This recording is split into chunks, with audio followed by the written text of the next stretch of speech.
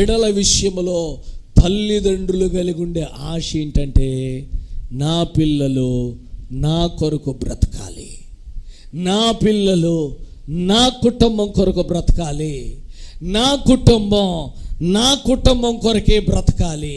ఇదే ఆశ.